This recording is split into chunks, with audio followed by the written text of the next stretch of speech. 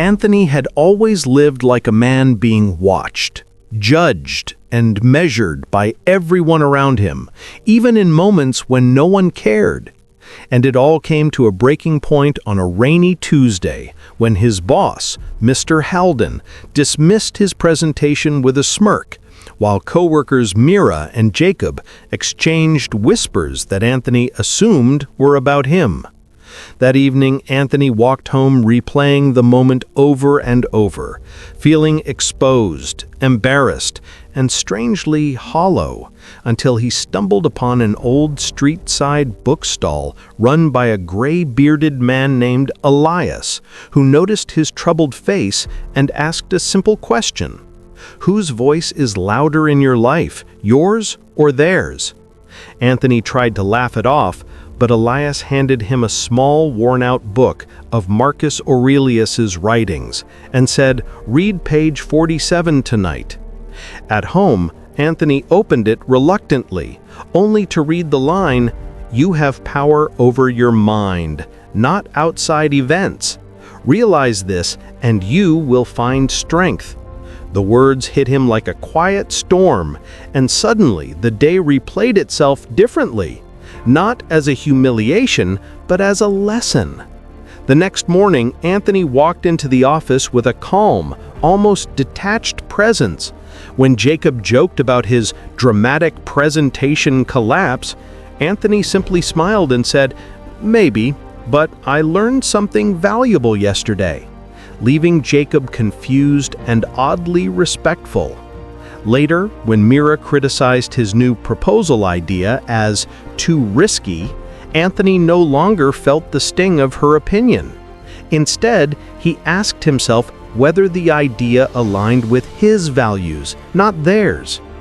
That night, Anthony visited Elias again and asked how to truly stop caring what others think. And Elias replied, "You don't stop caring, not fully. You learn to differentiate between opinions that matter and noise that doesn't." Over the next few weeks, Anthony practiced this Stoic detachment.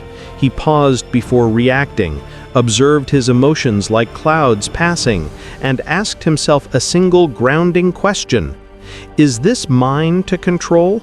Whenever someone praised, mocked, or doubted him.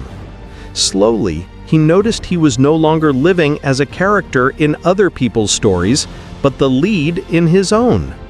And even Mr. Halden began treating him differently, not because Anthony changed his work, but because he changed his inner stance.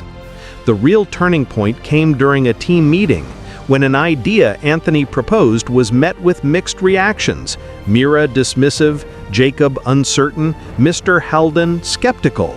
But Anthony calmly explained why he believed in it without needing approval. And for the first time, their opinions felt like distant echoes rather than verdicts. After the meeting, Elias's words returned to him: "When you don't need validation, people become curious instead of critical." That night, Anthony walked home through the same rainy street, but this time the rain felt cleansing, not heavy. And he realized he had finally stepped into a new kind of freedom, the freedom of not being ruled by opinions, applause, or criticism.